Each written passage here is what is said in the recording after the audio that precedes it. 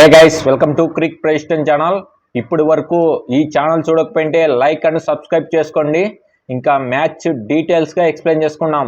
Match number 68 Chennai super Kings versus royal Challengers Bengaluru.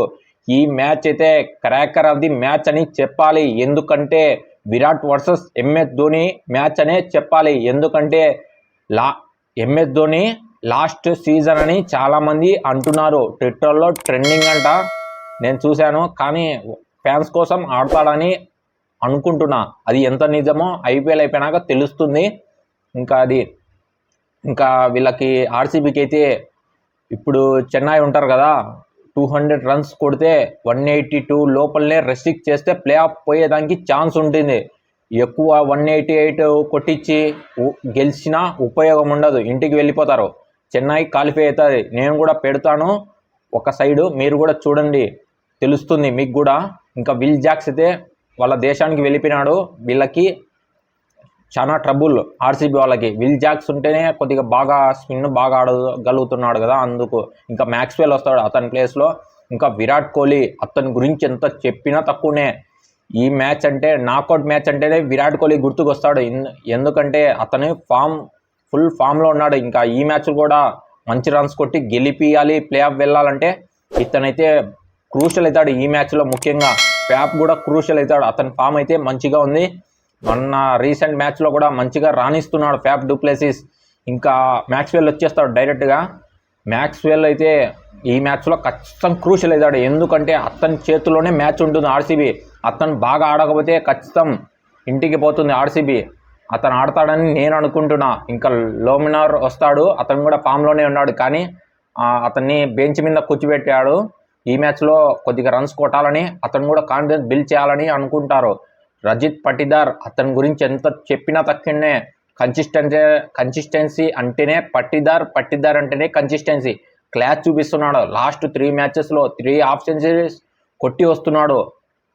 Consistency అనేది prove చేస్తున్నాడు. Class, mass, determination అన్నీ చూపిస్తున్నాడు. ప్రతి మ్యాచ్లో మిడాన్ పై నుంచి కొడుతుంటే రోహిత్ శర్మ గుర్తుకు వస్తున్నాడు. అంత క్లాస్గా 6లు కొడుతున్నాడు. ఇంకా దినేష్ కార్తిక్ కూడా టచ్లోకి వస్తే వీళ్ళ టీంని ఆపగలే శక్తి లేదు చెన్నై కన్నా అని నేను అనుకుంటున్నా. ఇంకా బౌలింగ్ కూడా క్లిక్ అయితే సూపర్గా ఉంటుంది. ఎందుకంటే లక్కీ ఫర్గసన్ వస్తాడు. అతను కూడా మంచి లైన్ అండ్ లెంత్లో వేస్తే చాలు. ఎందుకంటే చాలా కష్టం లైన్ అండ్ లెంత్లో వేయకపోతే. చిన్నస్వామిలో క్రాకర్స్ పేలినట్టు పేలుతాయి. ప్రతి ball out of the ground వెళ్తాయి. ఈడ కొడితే ఆడ చిన్నస్వామిలో కొడితే మారుతల్లో పోయి పడతాయి 6లు. అలా ఉంటుంది ఈ మ్యాచ్ అయితే. ఎందుకంటే నాకౌట్ మ్యాచ్ కదా, వచ్చినట్టు కొడుతూనే ఉంటారు. ఎందుకంటే గెలిచినా ఒకటే, గెలిస్తే ప్లే ఆఫ్, లేకపోతే ఇంటికి పోతామని. ఫెయిర్లెస్ ఆడితే చాలు, ఈజీగా గెలవచ్చు ఎవరైనా. ఇంకా సిఎస్కే టీంలో చూస్తే అజింక్య రహానే అయితే అస్సలు ఫామ్లో లేడు, అతన్ని రీప్లేస్ చేస్తారు. ఇంకా సచిన్ రవీంద్ర కూడా మంచిగా టచ్లోనే ఉన్నాడు, కానీ స్ట్రగుల్ అవుతున్నాడు ఇనిషియల్గా. అతను కూడా కొద్దిగా రన్స్ కొడితే మంచిగా ఉంటుంది, లేకపోతే చాలా కష్టం. ఇంకా రుతురాజ్ గైక్వాడ్ అయితే లాస్ట్ 3 మ్యాచెస్లో మంచి కన్సిస్టెన్సీ చూపించాడు. క్లాసు, ఇంకా లెజెండ్ అని అంటున్నాడు. మ్యాడ్ పిచ్చి కొడుతున్నాడు. ఫస్ట్ ఇనిషియల్గా బాల్ అన్ని అబ్జర్వ్ చేస్తున్నాడు. ఇంకా వన్స్ సెటిల్ అయితే భయంకరంగా ఇచ్చి పడేస్తున్నాడు. ఒక్కొక్క బౌలర్కి ఒకరికి టార్గెట్ చేసుకుంటారు కదా మైండ్లో, అలా ఇచ్చి పడేస్తున్నాడు ప్రతి బౌలర్కి.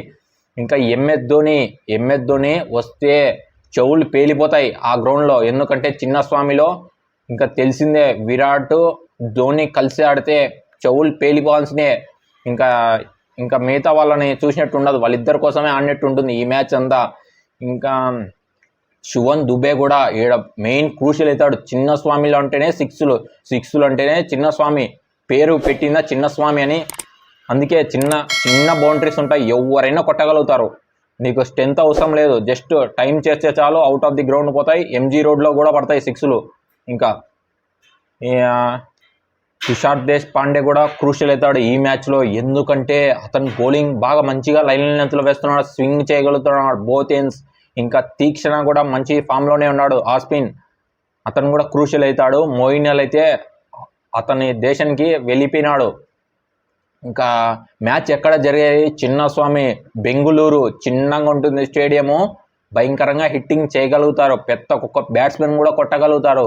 ఇంకా ఎవరికి చేత కాకపోయినా 6లు భయంకరంగా హిట్టింగ్ చేయగల శక్తి ఉంటుంది, ఎందుకంటే చిన్నది కదా, ఎత్తితే సిక్సే, ఎట్ట పక్కకు ఎత్తినా సిక్సే, ఎక్కడి నుంచి అయినా కొట్టగలదు సిక్స్లు. ఇంకా పిచ్ ఎలా ఉంటుంది, యూజువల్గానే బ్యాటింగ్ ప్యారడైజ్ ఇస్తారు, ఎందుకంటే బ్యాటింగ్ ప్యారడైజ్ ఇస్తే ఏముంటుంది, ఇంకా రన్స్ వరద పారుతాయి, పరుగులు వరద పారి చూపిస్తారు. ఎన్ని సిక్స్లు, మ్యాక్సిమం 20 సిక్స్లు కొడతారు ప్రతి ఇన్నింగ్స్లో. ఈ మ్యాచ్లో 40 సిక్స్లు కొడతారని అనుకుంటున్నా ఈ మ్యాచ్ కలిపి. ఇంకా వెదర్ రిపోర్ట్ చూస్తే ప్రిడిక్షన్ చెప్తున్నారు 78% వర్షం పడేదానికి ఛాన్స్ ఉందంట. మనం ఒక్కటే కోరుకున్నాం, రైన్ గో అవే, రైన్ పడకపోతే బిగ్ మ్యాచ్ అనే చెప్పాలి. ఈ సీజన్ ముఖ్యంగా పడదని మనం కూడా ఆశిస్తాము, అందరం కూడా కోరుకున్నాం, అదే చాలు. ఇంకా హెడ్ టు హెడ్ రికార్డ్ చూస్తే మొత్తం మ్యాచెస్ 32-21 సిఎస్కే గెలిచింది, ఆర్సీబీ 10 గెలిచింది, ఒక్క మ్యాచ్ డ్రా అయింది. అది ప్రీవియస్ రికార్డు. ఇప్పుడున్న ఫామ్ అయితే ఆర్సీబీని, చెన్నైని అయితే వణికిస్తుందని నేను అనుకుంటున్నా. మీరేమనుకుంటున్నారో కామెంట్ బాక్స్లో కామెంట్ చేయండి, నాకు కూడా తెలుస్తుంది. ఇంకా ఏమైనా ప్లేయింగ్ లెవెల్లో మార్పులు ఉంటాయా రెండు టీమ్స్లో, ఏముండవని నేను అనుకుంటాను. ఆర్సీబీలో విల్ జాక్స్ ప్లేస్లో మ్యాక్స్వెల్ వచ్చేస్తాడు డైరెక్ట్గా. ఇంకా ఒకసారి చెప్తాను, RCB playing 11: Virat Kohli, Faf du Plessis, Glenn Maxwell, Lomror, Cameron Green, Dinesh Karthik, Karan Sharma, Lockie Ferguson, Mohammed Siraj, Yash Dayal. ఇది ప్లేయింగ్. రజిత్ పట్టిదార్ ఉంటాడు. ఇది ప్లేయింగ్ 11. సూపర్గా ఉంది ప్లేయింగ్ 11. వాళ్ళ పర్ఫార్మెన్స్ అయితే బ్యూటిఫుల్, ఎక్సలెంట్. ఎందుకంటే వాళ్ళు హోప్లెస్ సిచ్యువేషన్ నుంచి ఫియర్లెస్ ఆడుతున్నారు ముఖ్యంగా. ఎందుకంటే వాళ్ళు హోప్స్ అన్నీ వదిలేసి ఆడుతున్నారు. ఇప్పుడు రియల్ గేమ్ వస్తుంది వాళ్ళ కానించి. ప్రతి ఒక్కరు విరాట్ కోహ్లీ ఉంటేనే వాళ్ళకి మోటివేషన్. విరాట్ కోహ్లీ ఇచ్చి పడేస్తాడు, ఇంకా ఫీల్డ్లో అగ్రెసివ్గా ఉంటాడు. ఎందుకంటే ఈ మ్యాచ్ ఖచ్చితంగా గెలవాలి కదా, అతని అగ్రెషన్ని ఎక్కువగా చూపిస్తాడు ఈ మ్యాచ్లో కూడా. ఇంకా ధోని మిస్టర్ కూల్, అతనైతే కూల్గానే ఉంటాడు, ఏమంత కోపం ఏం చూపించాడు నాకు తెలిసి. ఇంకా ప్లేయింగ్ 11 సూపర్గా ఉంది. ఇంకా సిఎస్కే ప్లేయింగ్ 11 ఏం మార్పులు ఉండవని అనుకుంటున్నా. లాస్ట్ మ్యాచ్లో ఎవరు ఆడినారో అదే ప్లేయింగ్ 11 వస్తారని నేను అనుకుంటున్నా.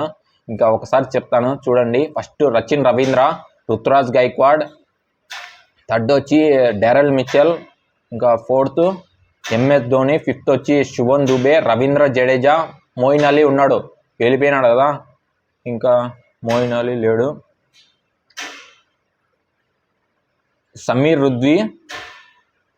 సమీర్జిత్ సింగ్, తీక్షణ ఉంటాడు, పతిరాణ లేడులే, రవీంద్ర జడేజా, తుషార్ దేశ్ పాండే. ఈ టీం అయితే ఎక్సలెంట్గా ఉంది, వాళ్ళ పర్ఫార్మెన్స్ కూడా బ్యూటిఫుల్గా ఉంది. ఎందుకంటే రెండు టీమ్స్ తలబడితే ఎలా ఉంటుందో, క్రాకర్స్ పేలుతాయి కదా, అలా ఉంటుంది ఈ మ్యాచ్ ఆర్సీబీ వర్సెస్ చెన్నై. ఎందుకంటే ఎవరు గెలుస్తారో కూడా చెప్పలేము, ఎందుకంటే పెద్ద మ్యాచ్ అని చెప్పాలి. నేనైతే చెప్పలేను, మీరు ఏ టీం గెలుస్తుందో కామెంట్ బాక్స్లో కామెంట్ చేయండి, నాకు కూడా తెలుస్తుంది. హై ప్రెజర్ గేమ్ అని చెప్పాలి, ఎందుకంటే ముఖ్యంగా ప్రెజర్ ఎవరైతే హ్యాండిల్ చేస్తారో ఈ మ్యాచ్లో వాళ్ళే గెలుస్తారు, లేకపోతే ఇంటికి వెళ్ళిపోతారు ముఖ్యంగా.